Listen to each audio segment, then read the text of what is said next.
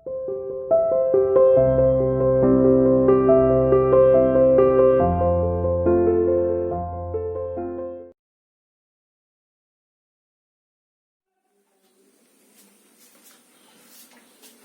students, welcome to CR International School online classes. How are you students? Hope everyone will be fine there. Dear students, as you know that we have started the chapter Ranga's marriage, and in previous video we have covered some of the paragraphs. So target of today's video is that to complete the remaining paragraph of the chapter Ranga's marriage. Last में आपने देखा था कि थोड़ी बहुत बातचीत करने के बाद वहां से चला जाता है। तो फर्स्टली कंटिन्यू करने के लिए बेटा let's open the book snapshots and chapter Ranga's marriage. Open this. बेटा आपने राइटर ने देखा कि जिस तरीके से रंगा ने नमस्कार किया, उसका नमस्कार करने का तरीका कुछ अलग था, प्रेजेंट डे बॉय की तरह नहीं था कि जैसे आजकल के बच्चे करते हैं। इसके बाद जो है थोड़ी बहुत इधर उधर बातचीत करने के बाद वहां से चल देता है। लास्ट में देखो आपने लिखा था, देखो कि after exchanging a few pleasantries I left. थोड़ी देर इधर उधर हंसी की बात करने के बाद मैं वहां से चल दिया। दैट आफ्टरनून, उसी दिन दोपहर के बाद, व्हेन आई वॉज रेस्टिंग, जब मैं आराम कर रहा था, रंगा केम टू माई हाउस, रंगा मेरे घर आया, with a couple of oranges in his hand, अपने हाथ में ऑरेंज लिए हुए था बेटा रंगा। ए जेनरस, इतना उदार, कंसिडरेट फेलो, इतना विचारवान साथी। It would be a fine thing to have him marry, settle down and be of service to society, I thought. मैंने सोचा कि कितना विचारवान है, कितना उदार है, और अगर ये शादी करके यहीं पर सेट हो जाए तो बहुत अच्छे, एक तरीके से कह लो एक सेवा होगी, एक समाज सेवा होगी। इस तरीके से मैंने सोचा। फॉर अ वाइल, कुछ पल के लिए, we talked about this and that, थोड़ी देर तक हम लोगों ने इधर उधर की बात किया। इधर उधर की बात करने का मतलब टू दी पॉइंट, जो राइटर जो बोलना चाहता था वो बात नहीं किया, इधर उधर की बात किया। इसके बाद वो बात करेगा मेन बात जो उसको करना है, तो उसी चीज को इन्होंने लिखा है, talked about this and that, then I came to the point, फिर मैं मेन बात पर आया। अब मेन बात बेटा क्या है? टाइटल है रंगाज मैरिज, रंगा के शादी की बात। अब वो बात करेगा रंगा के मैरिज की बात वो करेगा। देखिए, then I came to the point, फिर मैं पॉइंट पर आया। Rangappa, when do you plan to get married? Rangappa एक संबोधित करते हुए इसको कहा कि आप जो है कब प्लानिंग कर रहे हो शादी करने, शादी के बारे में आपके क्या विचार हैं, कब शादी करना चाहते हो? फिर उसने क्या रिप्लाई किया? I am not going to get married now, he said, उसने कहा नहीं अभी मैं शादी नहीं करने जा रहा हूं। किसने कहा बेटा? रंगा ने ये बात कही। देखिए, I am not going to get married now, अभी मैं शादी करने नहीं जा रहा हूं। ही सेड, उसने कहा। व्हाई नॉट, क्यों नहीं अभी? I need to find the right girl, हमें एक सुटेबल, एक राइट, एक सही लड़की की जरूरत है। आई नो एन ऑफिसर, मैं एक ऑफिसर को जानता हूं, हु गॉट मैरिड, जिन्होंने शादी कर लिया, ओनली 6 months एगो, अभी मात्र 6 महीने पहले। ही इज अबाउट 30, उनकी एज लगभग 30 है, एंड हिज वाइफ इज 25, और उनकी वाइफ की एज 25, यानी 25 साल की उनकी वाइफ है और 30 साल के वो हैं। आई एम टोल्ड, मुझे बताया गया, they will be able to talk lovingly to each other, कि दे विल बी एबल, वो समर्थवान होंगे, समर्थ होंगे, योग्य होंगे, to talk lovingly to each other, एक दूसरे से प्रेम पूर्वक बात करने में। लेट्स से, चलिए मैं बात करता हूं। I married a very young girl, मैं एक बहुत कम उम्र की लड़की से शादी कर लूं। See may take my words spoken in love as words spoken in anger, वह मेरे प्रेम में बोले गए शब्द को, गुस्से में बोले गए शब्द को समझ ले। रिसेंटली, हाल ही में, a troupe in Bangalore stage the play Shakuntala, Bangalore में एक नाटक हुआ, शकुंतला नामक जो एक प्ले है, उसका रोल किया गया। जितने कैरेक्टर्स थे उसको प्ले किया उन्होंने। There is no question of Dushyant falling in love with Shakuntala if she were young. अगर वो इतनी छोटी होती तो दुष्यंत के प्रेम में फंसने का कोई क्वेश्चन ही नहीं होता। इफ वन गेट्स मैरिड, यदि कोई शादी कर लेता है, it should be to a girl who is mature, तो उस लड़की को मैच्योर होना चाहिए, समझदार होना चाहिए। अदरवाइज, अन्यथा अगर ऐसा ना हो, सुटेबल लड़की ना मिले, सही लड़की ना मिले, तो one should remain a bachelor, तो उसे बैचलर रहना चाहिए, शादी ही नहीं करनी चाहिए। That is why I am not marrying now, और यही कारण है कि मैं अभी शादी नहीं करने जा रहा हूं। अगर उपयुक्त लड़की, सुटेबल लड़की, राइट गर्ल मिले तो ठीक है, अदरवाइज पूरी लाइफ टाइम बैचलर रहे। इस तरीके के उसके विचार थे। किसके विचार थे बेटा? रंगा के। Is there any other reason? क्या इसके अलावा, इसके एक्सेप्ट कोई और भी कारण है? A man should marry a girl he admires, एक आदमी को उस लड़की से शादी करनी चाहिए जिसकी वो अप्रिशिएट करता हो, जिसको वह पसंद करता हो, उसी से शादी करनी चाहिए। What we have now are arranged marriages. अब अपने समाज में होता क्या है? अरेंज मैरिजेस हैं, व्यवस्थित जो है शादियां हो रही हैं। How can one admire a girl with milk stains one side, कोई कैसे एक लड़की को अप्रिशिएट कर सकता है, प्रशंसा कर सकता है? देखिए, विद मिल्क स्टेन, जिस पर दूध के निशान हो, गीले निशान हो गाल पर, one side of her face, एक चेहरे पर, देखिए चेहरे की दूसरी तरफ, एंड वेटनेस ऑफ द अदर, और दूसरी साइड गीला। कहने का मतलब ये इमेच्योरिटी को दर्शा रहा है। जो राइटर ने ये बात कही, देखिए कि दूध के निशान और चेहरे की तरफ गीलापन, it indicates immaturity of the girl, कि लड़की मेच्योर ना हो और ऐसी लड़की से हम शादी कर लें। और सो यंग, या इतनी छोटी लड़की हो that she doesn't even know how to bite her fingers, अपने नाखून भी काटना न जानती हो, एक ऐसी लड़की से हम शादी कर लें। One a Neem fruit, the other a bitter gourd, एक स्टेटमेंट है। और देखिए, एक नीम का पेड़ और दूसरा है देखिए बिटर गार्ड, एक करेला दूसरा नीम पर चढ़ा। तो कहने का मतलब जो इसकी स्टेटमेंट है, एक प्रोवर्ब है, उसी को इंप्लीमेंट कर रहा है।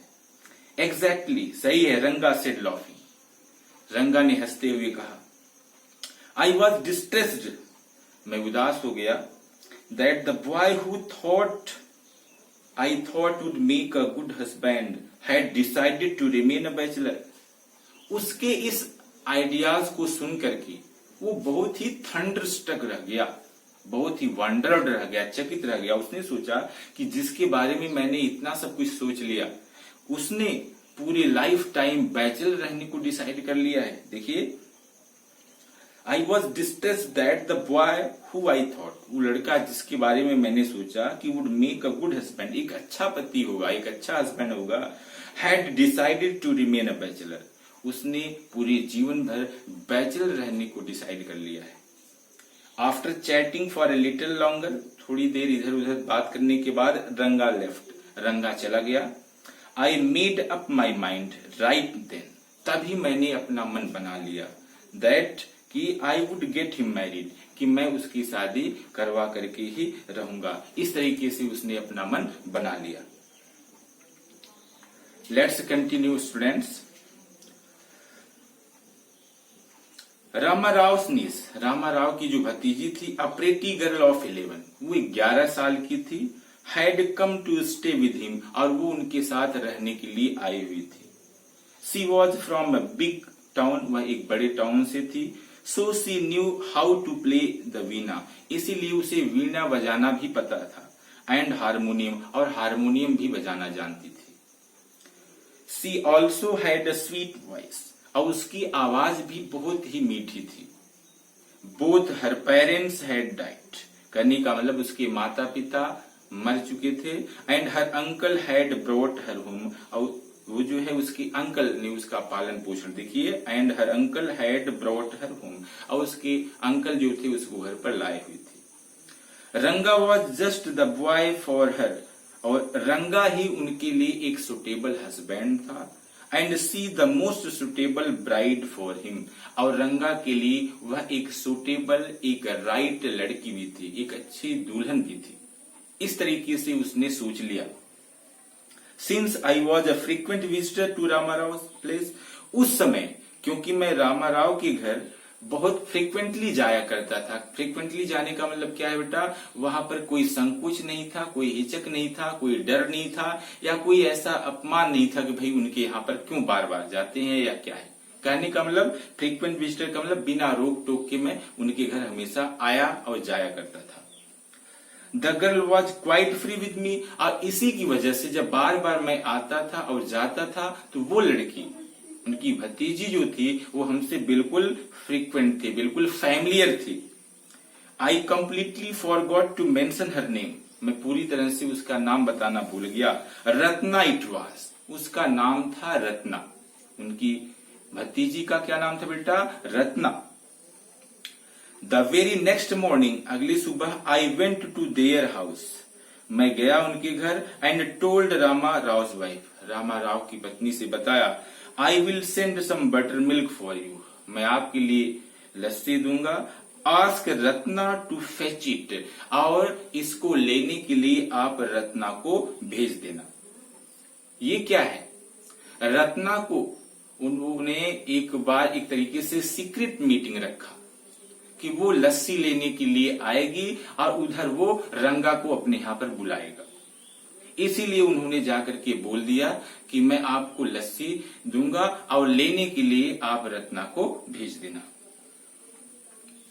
रत्ना केम, रत्ना आई। इट वॉज फ्राइडे, फ्राइडे का दिन था। So she was wearing a grand sari, इसीलिए वह एक बहुत अच्छी साड़ी पहने हुए थी। I told her to sit in my room, मैंने उसको अपने रूम में बैठने के लिए कहा। And requested her to sing a song, और उससे रिक्वेस्ट किया कि बहुत अच्छा वो गाना गाती थी कि एक गाना सुना दो, एक सॉन्ग सुना दो। मैंने उससे रिक्वेस्ट किया। किससे रिक्वेस्ट किया, रत्ना से उन्होंने रिक्वेस्ट किया कि वो एक सॉन्ग सुनाए, क्योंकि बहुत अच्छी आवाज थी, बहुत ही स्वीट वॉइस थी उसकी, इसलिए उन्होंने उससे रिक्वेस्ट किया। आई सेंट फॉर रंगा, और उधर से दूसरी तरफ आप कह सकते हो रंगा को भी उन्होंने बुला लिया।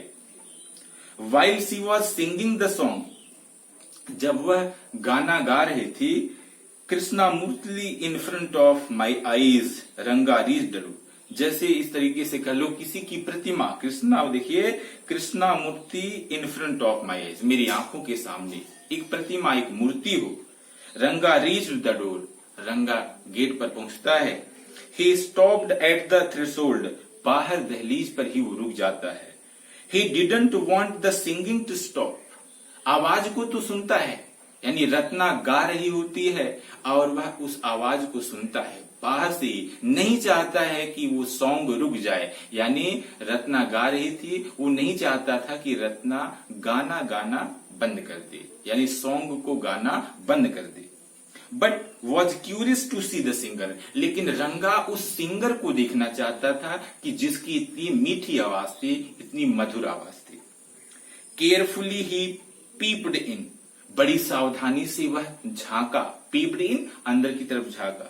The light coming into the room, लेकिन जब उसने झांका एक बार तो जो रूम में रोशनी आ रही थी वॉज ब्लॉक्ड, वो रोशनी रुक गई। रत्ना लुक्ड अप, रत्ना ने ऊपर देखा। And seeing a stranger there, और वहां एक अजनबी को देख करके एब्रप्टली स्टॉप्ड, वो रुक गई। चलिए, suppose you buy the best quality mango, और जब ऐसा हुआ यानी उन्होंने गाना बंद कर दिया, उसकी छाया आई तो समझ गई, रत्ना समझ गई कि कोई आ रहा है, तो उसने गाना बंद कर दिया। और जब गाना बंद कर दिया तो रंगा को कैसा फील हुआ, गाना जब बंद हो गया, सॉन्ग जब बंद हो गया तो रंगा को कैसा फील हुआ।